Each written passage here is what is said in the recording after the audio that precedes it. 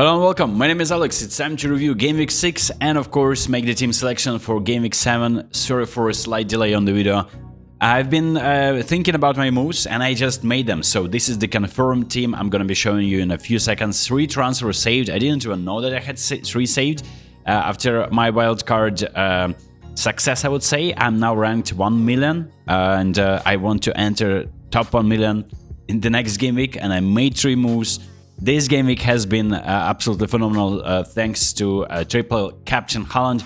I didn't even believe that he is going to be delivering at some point, just because the first half was a little bit underwhelming, but then the second half the team stepped up and Haaland scored like 2 goals in the death of the game, and of course assisted, which is great. And 48 points is the outcome for my triple captain. I couldn't ask for more than this, and even though like my entire team pretty much blanked, Haaland just carried big time and propelled my rank. There's 77 points for the game week. I want to continue doing in the same fashion, so early wildcard, I already played my triple captain, and I am planning already to play the bench boost, so I'm gonna be showing you that in a second. So here's how my team will be looking like. I'm playing a very defensive setup. I'm playing 4 at the back. Petrovic is in goal against Fulham. Fulham probably have problems in attack, like Munoz is doubtful, same for Jimenez.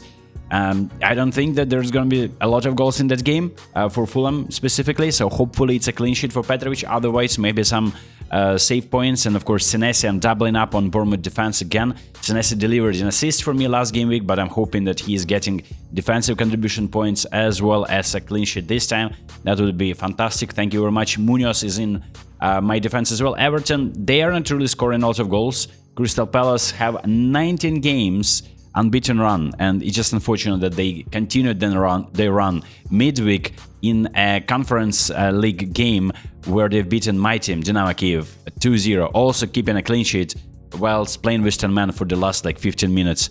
So very solid defense. Munoz scored a goal, by the way, as well, a header, and I really hope he replicates the same against Everton. I hope that he's starting, he's not going to be rested, and yeah, Everton away is not an easy fixture, and I'm starting him over another player, another defender, so I hope that he's actually delivering, because he has been blanking for me all the time. And my other 2 defenders, these are my 2 transfers, so Van Dijk was yeeted out of my team, and Cucurella, so they're playing against each other. Chelsea, Liverpool, there can be both team to score situation, so maybe no points from both. And also Van Dijk is playing for defense that has lost their main goalkeeper. Mamardashvili is a great goalkeeper, but it feels like Konate is just so prone to so many mistakes. It feels like this defense, Liverpool defense, is not as reliable as we used to think at the start of the season. Of course, he is there to get the defensive contribution points, but I want clean sheets as well. And Timber is just an interesting pick, because he just I think he on his own scored like 20-something, 23 points or 24 points in one of the game weeks against Leeds. And this can be a similar experience. Obviously, West Ham have a new manager, Nuno Espirito Santo, and they played pretty well. I was watching actually that game, Everton, West Ham, pretty boring game, but West Ham were very attacking and they were very dangerous. So, I mean, I won't be surprised if Arsenal losing their clean sheet in this one, given that they obviously aren't really that fresh as West Ham, because they played Champions League game midweek. They've beaten Olympiacos 2-0, kept the clean sheet, although Olympiacos scored a few times, but the goals were ruled out for offside.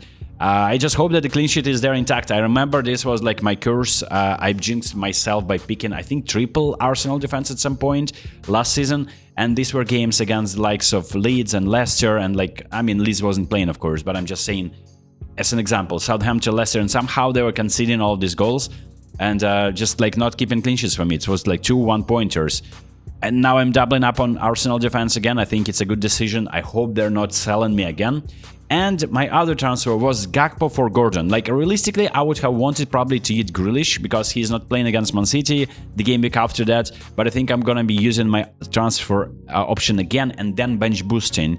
I will explain how exactly to look like. So Gordon will start for me, of course, and now he's playing against Nottingham Forest. Both Nottingham Forest and Newcastle played the midweek fixture, but the way how comfortably Newcastle beaten St. Gilles, I think they are.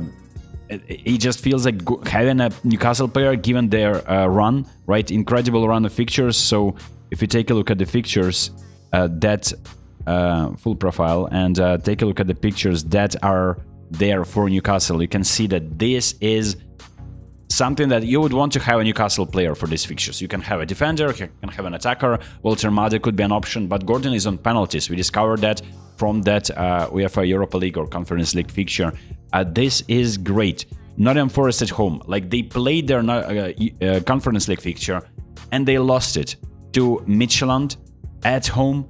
Like they conceded 3 goals and now they're traveling to St. James Park. I mean, this can be like a lot of goals conceded. I mean, and I hope that Gordon is involved. I was torn between 2 worlds. I could have picked Sar. I could have picked Minte. A comeback of Minte in my team. He was starting for my team, but Brighton didn't look too good. But now that Brighton have decent run of fixtures, I may be just getting Minte next game week, so that not necessarily getting a player just to bench him for -4. There is no need for that. And then, look, and they're also playing Brighton. Like, Newcastle played Brighton. This can be a goal for Gordon, and he's also on penalties. So, Gakpo, given that Liverpool aren't scoring many goals, and there is a lot of competition for the starting place, now given that there is injury for Ekitike, Isak will be starting.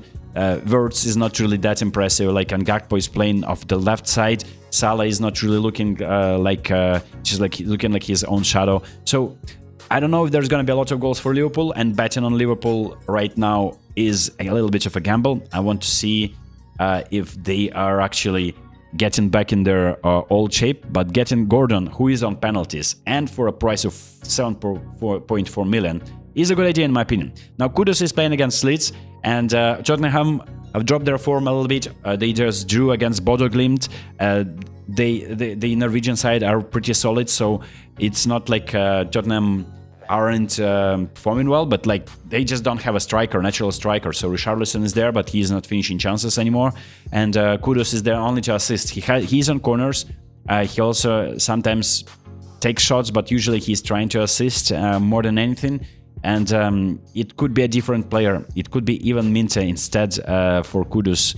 But I just want to get rid of Grealish because he's not playing against Man City next game week. Semenyo is my midfield. I mean, Semenyo is just, I think, as essential as it gets because of the run of fixture is great for Bournemouth. And of course, he's just like so reliable. He's on penalties. It looks like he's taken shots from all types of angles. He's greedy, and you'll love to see it if you are owning him as an FPL asset. And Tijani Reinders against Brentford away.